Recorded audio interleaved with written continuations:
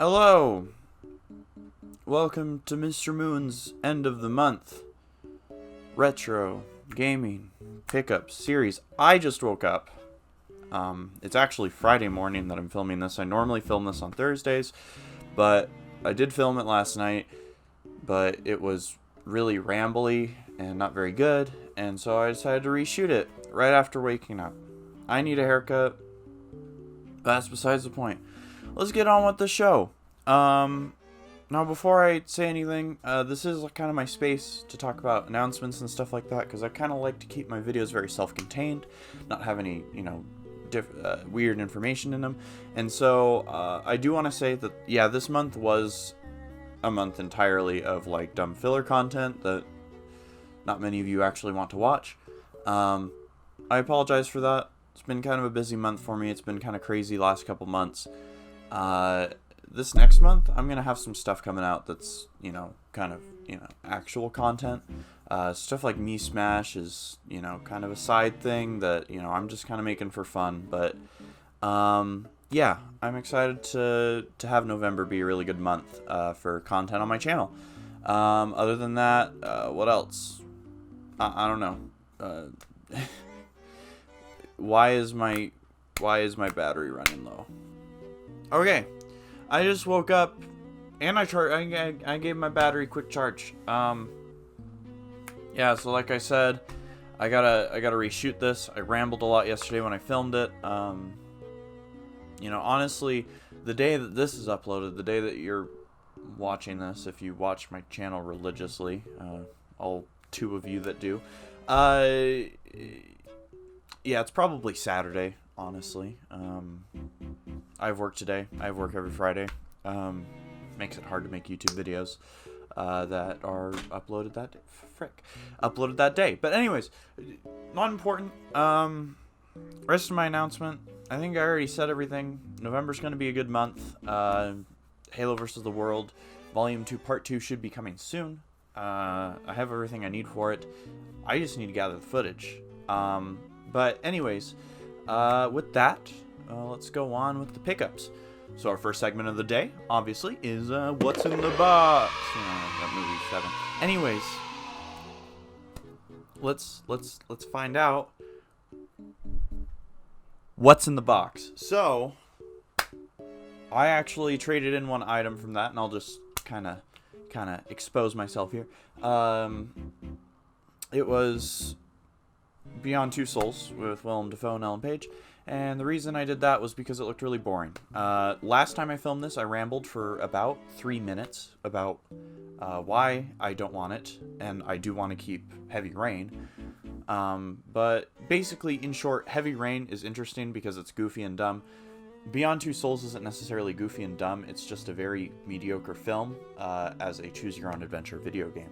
So, I decided to go trade it in. I got $3 back, and we'll talk about what I got in What's in the Bag. So, what's in the box? First thing up, thing I'm most excited about. Hell yeah. Dragon Quest III, baby. I'm really excited. It is the Japanese version, and I don't know a lick of Japanese. But, just put this up here.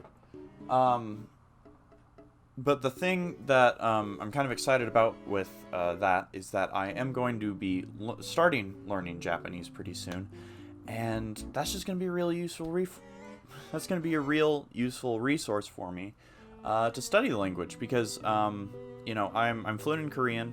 I learned a little bit of Chinese, very little. Wodajangwon Buhao, but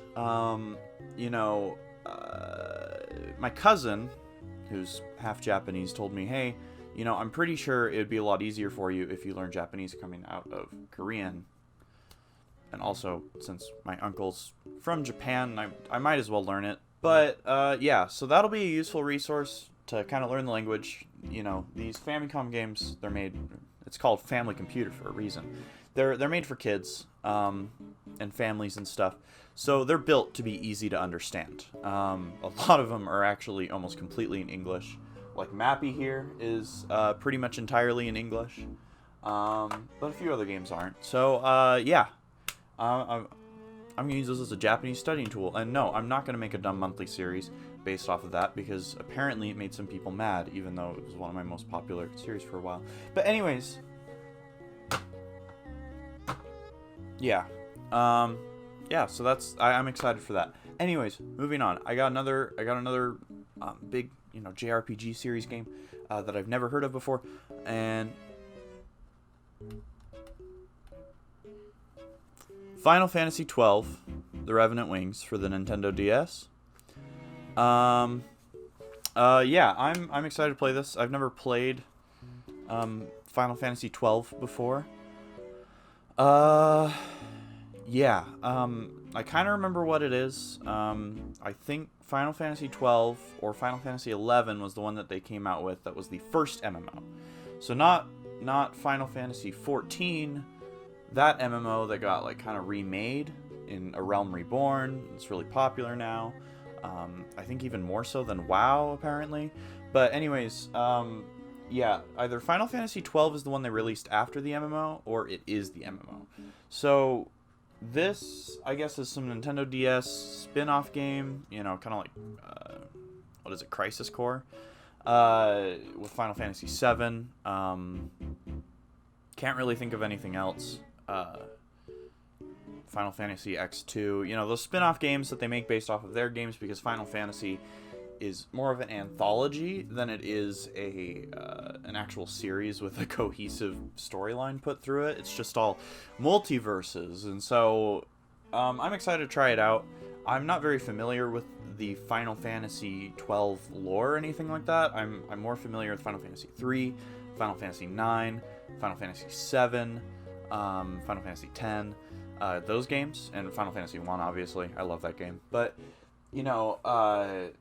I'm not really familiar with a lot of the random ones that a lot of people don't talk about, like Final Fantasy XII. So I'm excited to try it out, see what it's about, see what's going on. But yeah, moving on. The last thing that I got in there was, whoa, rarest game ever made. No, I'm just kidding. Beowulf the game. It's Beowulf the game. It's based off of that 2007 movie of the same name, Beowulf the game, the movie.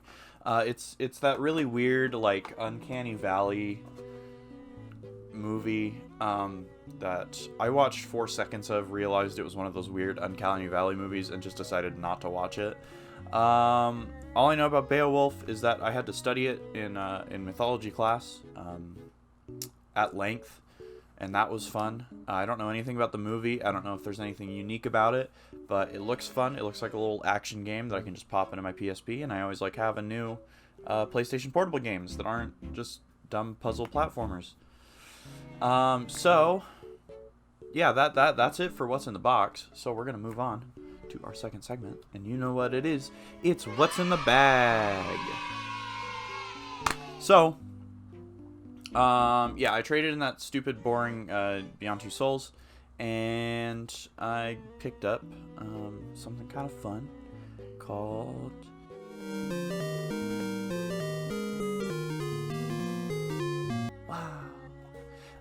yeah, so it's a skiing game, sports game for the NES, black box title. I'm always trying to hunt for those black box titles. I didn't even know this was a black box title, to be honest.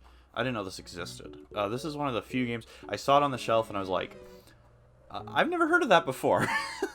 For some reason, this has completely escaped my radar for NES titles. I know about every other black box title, Hogan's Alley and whatnot, but this one, for some reason, has not really, I haven't really heard of before. So I'm excited to try it out. I'm excited to play it. I'm excited to just pop it in. Because I like fast-paced games. I like skiing games. I'm a big fan of the SSX series, so I'm excited for this. Yeah, so we're just gonna put that. I'm running out of space on my shelf for NES games. I need to reorganize this so I have room for NES games, but we'll put that right there. Anyways, that's it for what's in the bag. And so, you know me, I'm not just gonna like quit after 4 games in a month and just call it a month or whatever. So we're moving on to our next segment, mail time. And I told you guys I have a lot of projects coming up. This next one that I'm about to tease, Might be coming next year, might be coming in early December. I don't really know. Because to put it shortly, I'm doing a retrospective on a very specific series where I review every mainline entry in the series in its original media format, the film adaptations, and then every single video game adaptation that exists. And there's a lot. So I'm just going to slowly pull it up on the screen. It's just going to be the games. Last time I filmed this, it was everything. It was everything, but I was like, whatever. But it's just going to be the video games. So that I'm not giving away too much information. But,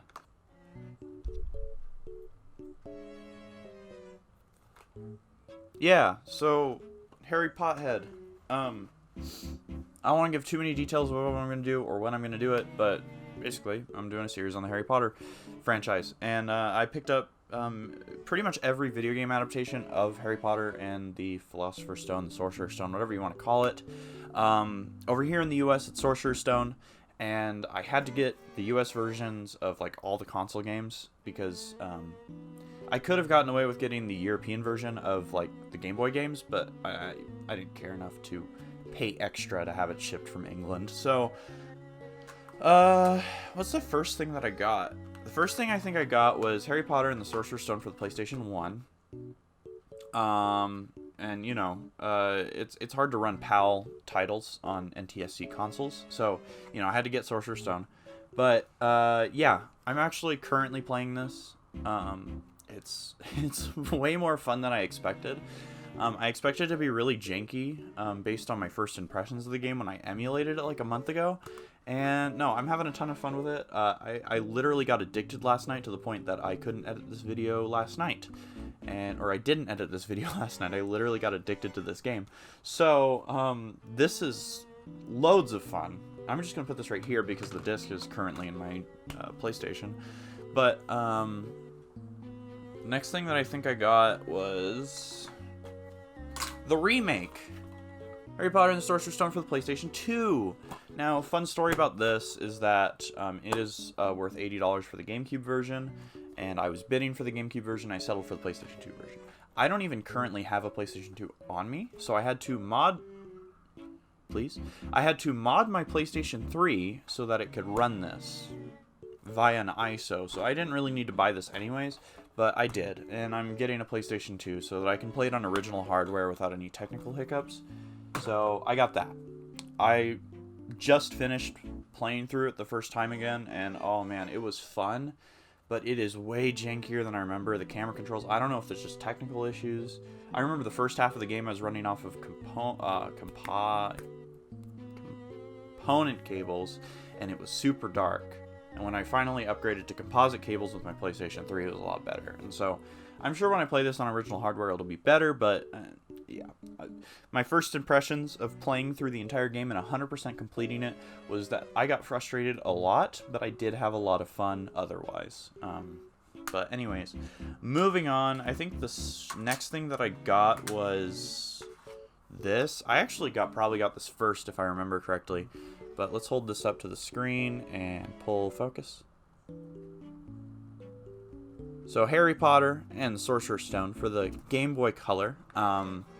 This is not a Game Boy Collection update video. I actually haven't done that in a while. But I've met like kind of a micro goal, which is getting every Harry Potter game on the Game Boy Color. So that's awesome. I'm excited to play this. It's JRPG style. I've been playing a little bit, but yeah, it's fun to just kind of whip out and just have a fun little experience. And so hopefully that's not too time consuming. I've heard that it takes like 40 hours to finish if you try to 100% complete it, which is not what I'm going to do. But yeah, moving on. The next thing I got was actually not Harry Potter and the Sorcerer's Stone for the GBA, but I got Harry Potter Quidditch World Cup for the GBA. I currently have this game on PC. I have it on Xbox. I have it on GameCube. This is one of my favorite childhood games. I almost want to get every version just because I loved it so much. But yeah, I remember hating this version, but actually it's a little bit fun, first impression wise. So yeah. Lastly, in mail time,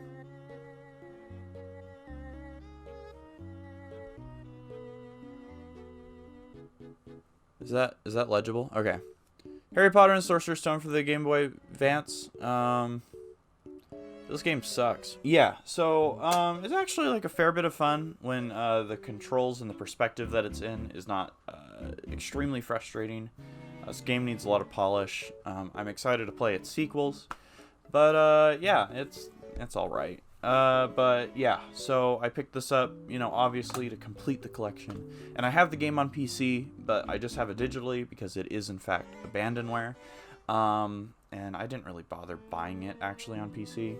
But yeah, along with this and some other things that you'll see in the future, I have a complete collection of Harry Potter and the Sorcerer's or Philosopher's Stone adaptations, really, which includes, I don't know if I'm actually going to make a video on this, but Lego Creator Harry Potter, I bought this to make a video on it, and also it was $5, but yeah, I haven't bothered to try it out. It was brand new. It's brand new.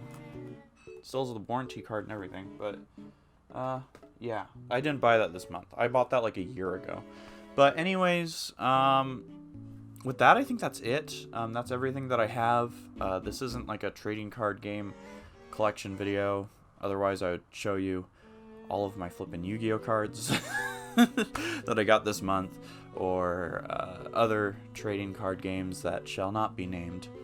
But I think with that, that'll end this video. Again, it's probably Saturday. Apologies for the late upload. Again, there's 39 of you subscribed to me, so it doesn't really matter when I upload, and I don't really care, and you guys clearly don't care. So, love you guys. Tell your friends about this channel so that I can have a justification for actually caring about uploading on time and having good content. But I'm off to go get a better haircut, and yeah, I'll see you next week. So, bye bye.